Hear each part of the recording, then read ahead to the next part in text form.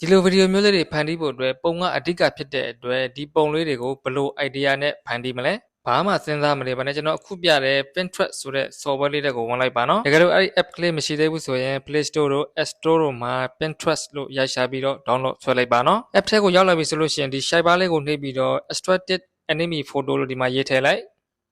်အဲဒီမှာ enemy ပုံလေးတွေတန်းစီပြီးတော့ကြာလာလိမ့်မယ်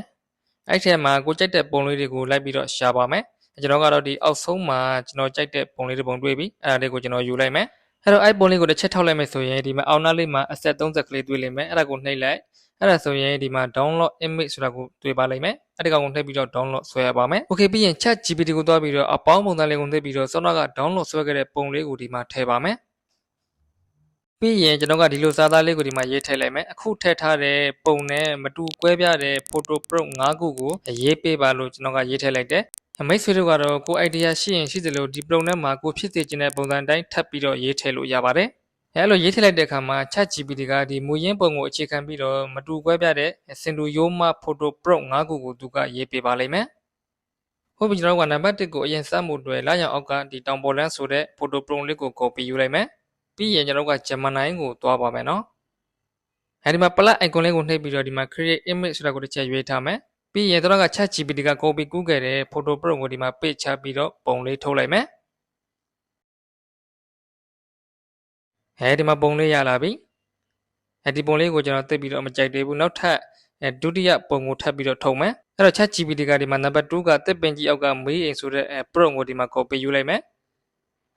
ပြီးရင် Gemini ကိုတွားပြီးတော့ဒီမှာ paste ချပြီးတော့ပုံလေးထပ်ထုတ်လိုက်မယ်โอเคဒုတိယပုံလေးရလာပြီဒီပုံလေးကိုပဲကျွန်တော်ဗီဒီယိုထုတ်ပြီးတော့စမ်းပြမယ်အဲ့တော့ပုံကို download ဆွဲပြီးတော့ဗီဒီယိုထုတ်ဖို့အတွက်ဒီမှာ YouTube Create ဆိုတဲ့ app ကလေးတွေကိုဝင်လိုက်မယ်ကျွန်တော်တို့ဒီ YouTube Create app ကနိုင်ငံတော်တော်များများမှာအသုံးပြုလို့မရသေးဘူးလို့ကျွန်တော်သိရပါတယ်တချို့ဆိုရင်ဒီ YouTube Create app ကို download ဆွဲလို့တောင်မရကြပါဘူးအဲ့တော့ကျွန်တော်တို့က US region ကောင်းကောင်းရတဲ့ VPN ကိုကြော်ပြီးတော့သုံးဖို့အကြံပြုချင်ပါတယ်တကယ်လို့ YouTube Create app ကိုလုံးဝသုံးလို့မရဘူးဆိုတဲ့သူတွေအတွက်ဒီနောက်ဆုံးမှာနောက်ထပ် AI model တစ်မျိုးနဲ့ကျွန်တော်ကဒီဗီဒီယိုလေးကိုလုပ်ပြထားပါတယ်โอเคအဲ့တော့ app ထဲကိုဝင်ပြီဆိုရင်ဒီ generate video ဆိုတာကိုတစ်ချက်နှိပ်ပါမယ်ပြီးရင်ဒီအပေါင်းပုံစံလေးကိုနှိပ်ပြီးတော့စောနောက်က Gemini မှာထုတ်ခဲ့တဲ့ပုံလေးကိုဒီမှာထည့်ပြီးရင်ကျွန်တော်အခုထည့်ပြထားတဲ့ motion prompt လေးကိုဒီမှာရေးထည့်ပါမယ်အဲ့ဒီ prompt လေးကိုကျွန်တော်ဒီဗီဒီယိုရဲ့ description နဲ့ comment မှာချပေးထားပါမယ်ပြီးရင်အောက်နားလေးက generate ဆိုတာကိုနှိပ်လိုက်နော်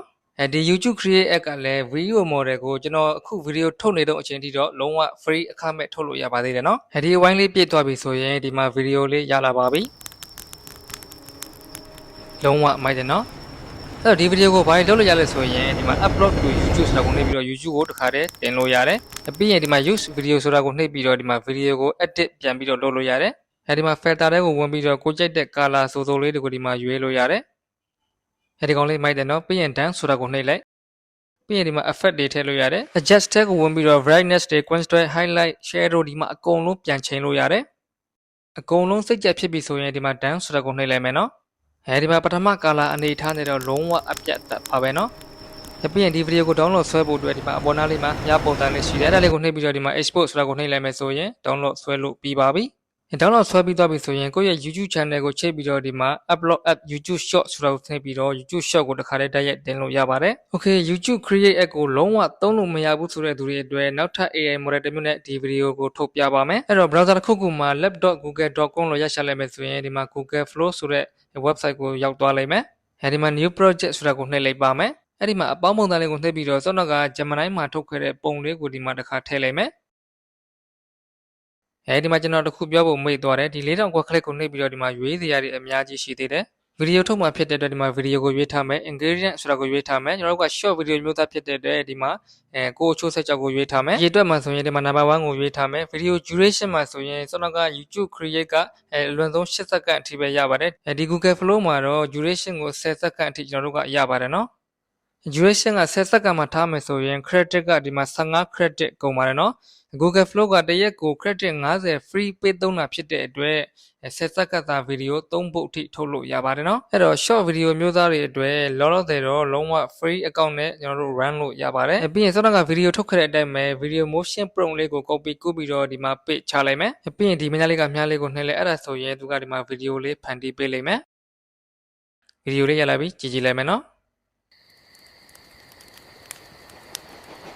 ဒီမှာယထာမှာဆိုရင်ဒီမှာနောက်ကကြောင်မီးရွေးယထာကြီးတောင်ပါသေးတယ်နော် ကဲဒီလောက်ဆိုနားလည်သွားလိမ့်မယ်လို့ထင်ပါတယ်ဗျဒီဗီဒီယိုကမိတ်ဆွေတို့အတွက်အကျိုးရှိတယ်ဆိုရင် comment မှာတစ်ခုခုတော့ရေးသွားကြနော်အားလုံးကိုကျေးဇူးတင်ပါတယ်နောက်ထပ်ဗီဒီယိုတွေမှာပြန်တွေ့ကြပါမယ်ဗျ